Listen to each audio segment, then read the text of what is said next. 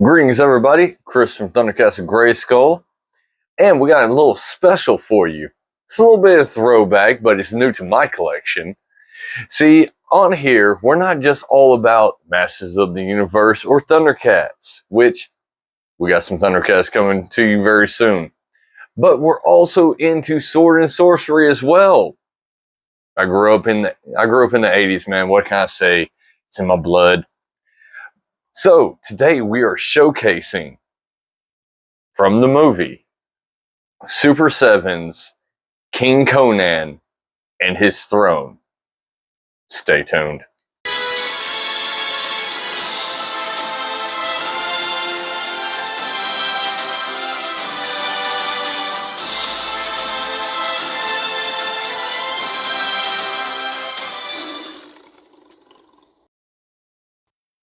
So right now we're going to showcase the box of the throne from Aquilonia. Figure not included. Let's see what the back in Aquilonia. Conan stride forth and conquer the throne. But as the shadows of treachery and betrayal loomed large and political enemies conspired against him at every turn, the mighty Sumerian longing for days when his trusty blade could solve any and every problem. I'm loving that I'm loving the detail on the box. I really am. So, let's say we flip over and we check out the figure that goes with this mighty throne.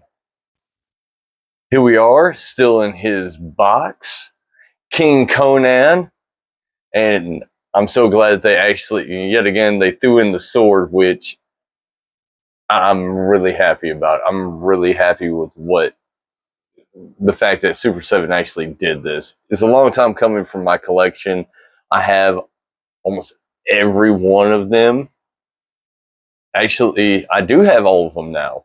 I'll be coming out with videos of the basically Battle of the Mound figures from the last major fight scene from the movie, which it was highly iconic and very much in my house watching. I mean, both, and yes, we actually did also watch, Destroyer and enjoyed it as well. I mean, granted, we were kids. I mean, I do see the flaws now as an adult. However, I mean, it's still a good bit of sword and sorcery. So let's flip them around. Get another frontal view. All right, what do you say? Let's unbox these bad boys. Yeah. So now we have both of them unpacked. Let's take a look at all the goodies that we got going on with this. So, of course, we have King Conan, and the body is your classic, Motu Classics buck. It's pinless. However, they did do something very impressive. Remember how everybody's been complaining about, he only goes to basically a 90-degree angle? Bam! He goes all the way up. Look at that. So, love it. Love it. It's like they keep, like, one thing I got to give about Super7, like, they honestly have perfected the buck as far as, Motu Classics is concerned. I mean, I know I'm showing articulation at this point in time, which, I mean, if you've gotten a Motu Classics figure, you pretty much know, or you collect Thundercats Ultimates, you know what you're getting into. Except for this right here, it looks like instead of putting the pin up here and then putting the pin up here and putting the hinge down here, whatnot, they did it in reverse. They put the hinge up here and they put the pin down here because you can actually move that around, which is nice. I think I think they're trying to do a trial and error, trying to figure out exactly how they want it to do. But as far as the detail, that is awesome. I mean, you got soft goods, and that's actually like cotton, close to denim. That might be a light version of denim right there. I mean, very well figured. I mean, especially if you love the movie and you love that end credit, that end scene where he's sitting doing the traditional thinking man pose. Ooh, sorry, I'm gonna knock y'all around. That is definitely on point. What you get two separate hands. I, I don't know why they keep trying to give these hands like he's, you know, if you wanted to give like an Arnold Schwarzenegger figure where he's over here trying to do some of the iconic, his iconic poses from when he was bodybuilding, yes, but not like give it like a resting open hand, where it's curved, the fingers are bent or whatnot. That's what we need. We don't need the flat, you know, finger palm. I mean, you wanted to have that open like he was trying to shake somebody's hand, yes, but nah. I mean, you have the weapon gripping hands. This, and they put the hinge to where it looks like he's bending it up and down, like he was holding the sword up and down, which is cool. Same thing for this one. Give it a little dagger.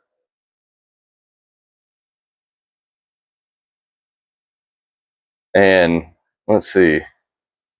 It kind of goes with the sword a little bit. I mean, granted, this is an Atlantean sword, from in the movie where he got it from the Atlantean tomb, whatnot. But this one, I guess, is more of Aquilonia sword because it looks like that is, a lion or tiger's face kind of goes with the throne over here. It does come with the sheath, and it fits in just nicely. Look at that. Comes in and out. Boom.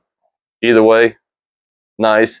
And looks like you have a little notch right here that you can settle it in.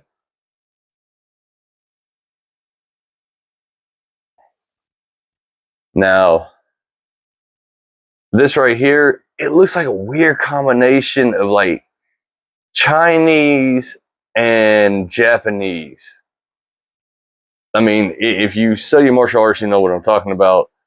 I mean, with the spikes at the end, the Chinese were known for different variety of weapons. So was the Japanese, whatnot. Looks like a naginata tip. I like how they kind of blended it through. I'm loving the detail in it. Like it looks like it's kind of like. Let's see if I can actually get that on camera. Where it looks like it's pounded metal. I'm loving the color. The colors in it's just like the good separation. Did really good. I'm going to bring up the throne because it's the same on both sides. It really is. I'm loving what looks like, the giant tiger or lion feet to it. I'm guessing that this is the part that he actually sits on because if you notice, it's more of a dip right here. And it actually looks like leather, and it's not. It's plastic, but it looks like leather. It looks like something like if you remember old leather couches, that's what it looks like. It looks great. And, the front of it actually sticks out a little bit more if you notice how it sits. I love how they threw in the rug too. That was great. So, give me one moment. Let me see if we can actually get the iconic pose in here.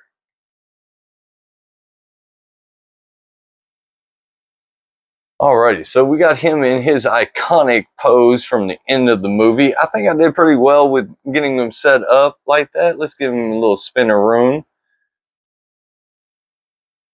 Maybe I could have put that a little back, but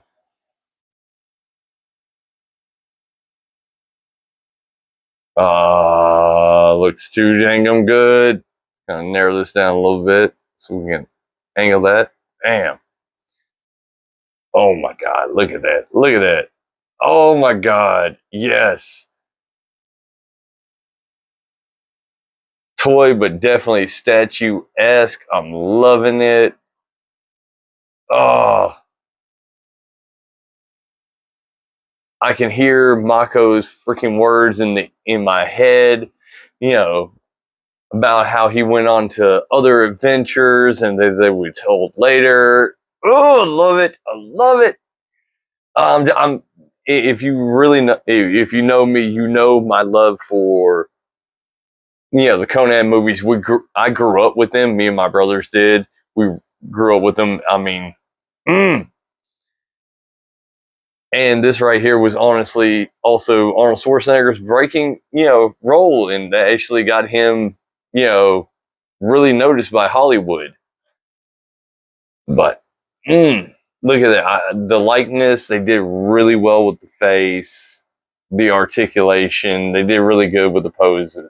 Being able to pose him. I mean, it's not the best, but for what it is and being as though it's the only company that has been doing, Conan the Barbarian, at the time, yeah, I got to give it to him. I know there's other companies out there that are doing them now, but ah, ah, I, I'm I'm glad to add him to my collection. We'll be doing, I'll be putting out a video of, their latest wave, the Battle of the Mound wave, which I know it's older, but, probably about a year older, but I'm still going to do it because, this movie and my childhood, oh, I mean, this was a staple in my house. I mean, along with RoboCop, many other movies. Like I said, I grew up in the 80s. So this right here, oh, this does my heart really good. So that right there was King Conan from Super 7. Honestly, I know Super 7 gets a lot of flack because of the price of their figures and whatnot. But honestly, leave me a comment down leave me a comment. Tell me, what are your thoughts about this King Conan figure? Because I'm loving it. I really am. I'm glad he's in my collection. Like I said, I grew up with the movie. Even to this day, I don't think there's a year that's went by that I haven't watched the movies. And it's still an iconic scene at the end of it where he's doing the thinking man, what have you. Absolutely amazing. I love what they did. They gave a lot of detail to it. They literally upgraded the Master 2 Buck in a phenomenal way, gave him a little bit more articulation, especially so he can actually do the thinking man pose instead of, the 90-degree that we're used to seeing out of the Motu figures. But until next time, I'm Chris with Thundercast and Grayskull. By the power of Grayskull, we uphold the code of Thundera here. You guys have a wonderful day.